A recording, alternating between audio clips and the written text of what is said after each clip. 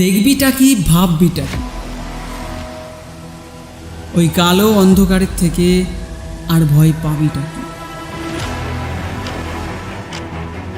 শুধু চোখ বন্ধ করে প্রথম সুযোগে ঝাঁপ দেওয়া উচিত। যেখানে যেতে ভয় করে সেখানে, ওখানে অবশ্যই কিছু দামি জিনিস আছে, তবে প্রতিবার ওই ভয়কে পার করতে হবে, কারণ মুক্ত সমুদ্রের গভীরে পাওয়া যায়।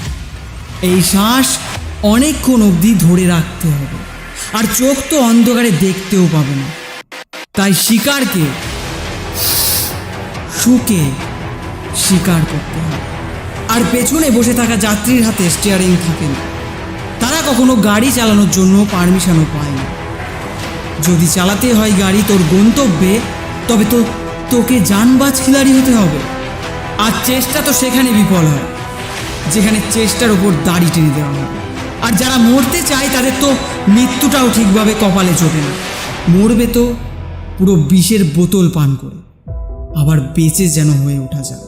মেঘ থাকবে, কিছু আসা যাওয়ার তুফান থাকবে, কিছু আনসলভ কোশ্চেন থাকবে, কিন্তু যে শুধু চলতে থাকবে সে নিজে এই প্রশ্নের উত্তর হবে।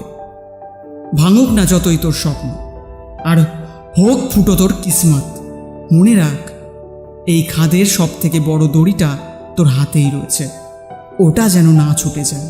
কাঁদবি, অনেক কিছু হারাবি, আর এই সফরে অনেক অনেক বড় বড় মুশকিল বসে রয়েছে, আর যেগুলো অনেক জরুরি আমার বন্ধু। আর এই মুশকিলগুলোর সাথে হাত অবশ্যই মেলাবি। গর্জন রয়েছে তোর মনের মধ্যে, তোর প্রত্যেকটা নিঃশ্বাস প্রশ্বাসে শুধু তোর গন্তব্যের গন্ধই আসা চাই। তোর কাছে যেটা রয়েছে সেটা সমস্যা নয়, সেটা হলো রাস্তা। আর তোর পা দুটোকে এই রাস্তাতে শুধু চলতে জানতে হবে। কোথাও থামবি, কোথাও পড়বি। এই রাস্তায় চলতে থাকা মানুষ এমন হবে যে রাস্তাকে না হোক সময়কে বদলাবে, আর তার পায়ে সব থেকে বড় তাণ্ডব হবে।